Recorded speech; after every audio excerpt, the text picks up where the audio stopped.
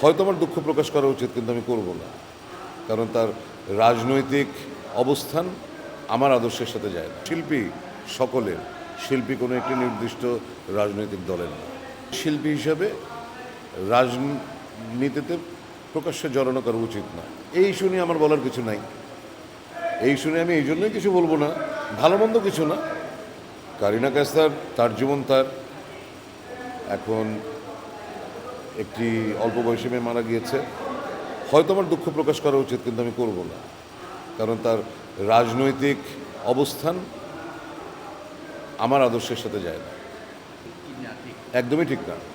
অভিনেতা অবশ্যই রাজনৈতিক একটা আদর্শ নিয়ে চলবে, কিন্তু অভিনেতার রাজনৈতিক সেই আদর্শটি সে তো রাস্তায় মিছিল, মিটিং বা দলবাজি করে প্রমাণ করবে না।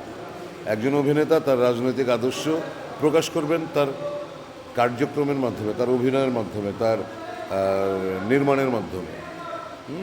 কিন্তু সেগুলি বাদ দিয়ে সে যখন দলবাজি করবে, সে যখন ধান্দাবাজি করবে রাজনৈতিক পরিচয়ে, সেটা কখনোই গ্রহণযোগ্য হতে পারে না। কারণ শিল্পী সকলের, শিল্পী কোনো একটি নির্দিষ্ট রাজনৈতিক দলের না। দেখেন, আমি আমার অভিমত বলেছি যে আমি মনে করি যে শিল্পী হিসাবে রাজনীতিতে প্রকাশ্যে জড়ানো করা উচিত না। শিল্পীর রাজনৈতিক আদর্শ থাকবে, কিন্তু এটা আমার অভিমত। তার মানে যে এইটাই স্বতঃসিদ্ধতা তো না। একজন অভিনেতা রাজনীতি করেও অভিনয় করতে পারেন, এরকম দৃষ্টান্ত পৃথিবীব্যাপী আছে। হ্যাঁ, বা একজন রাজনৈতিক কর্মী রাজনীতি করতে করতে কি তার ইচ্ছা হতে পারে না যে আমি এখন থেকে অভিনয় করব? আপনি তাকে বাদ দিবেন কীভাবে?